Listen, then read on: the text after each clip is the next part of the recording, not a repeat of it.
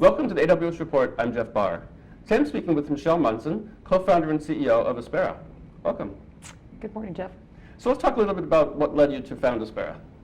Oh, great question. So we founded Aspera in 2004, and at that time there were indicators that data sizes would be growing, particularly in unstructured data, file-based data.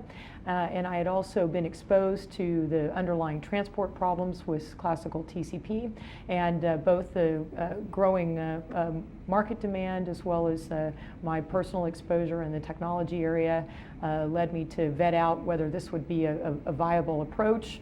And then essentially we set out to invent a transport technology that solves that particular problem. Okay, so for the uninitiated, why is transfer of lots and lots of data such a hard problem? Right.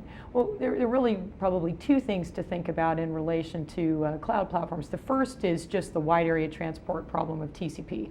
And there's sort of an unintuitive bottleneck with TCP over the wide area where all of the standard ways that we move data reliably, such as HTTP or FTP, SFTP, et cetera, rely on the TCP protocol, which has a pretty significant inefficiency with delay and packet loss, meaning at global distances, the speeds are limited to under megabit per second. And then there's a follow-on problem as we get into cloud infrastructures, because not only are they distributed by nature, transfers of data in and out are far away, encountering this problem. In addition, they're really designed for the storage platforms are really designed for smaller web-based objects, and just I/O, input and output of large unstructured data is also sort of incongruent with the architecture. So those two problems play together to create this need. Okay, so that makes a lot of sense. Now, how did you go about actually solving the problem? Solving the problem, yeah. So we really took a clean slate approach, and really in the beginning we weren't even sure this was going to work. At that time,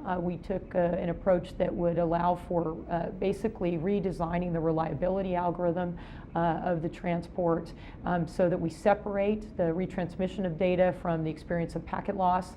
And then also we took a independent approach to transmission rate control or bandwidth control, so that we could guide the transmission rate, again, independent of the network conditions, and built those together into a transport that's designed for essentially large file or large data transport. And the name of that is FASP, F-A-S-P.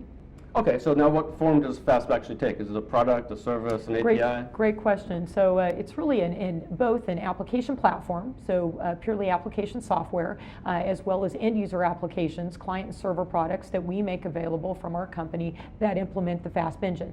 And you would think of it as a substitute for an FTP or HTTP server and a client experience. And in relation to Amazon in particular, it runs as a server instance, as an AMI, and is able to read and write natively to S3 object storage, as well as directly to the local disk and EBS mounts. Impressive.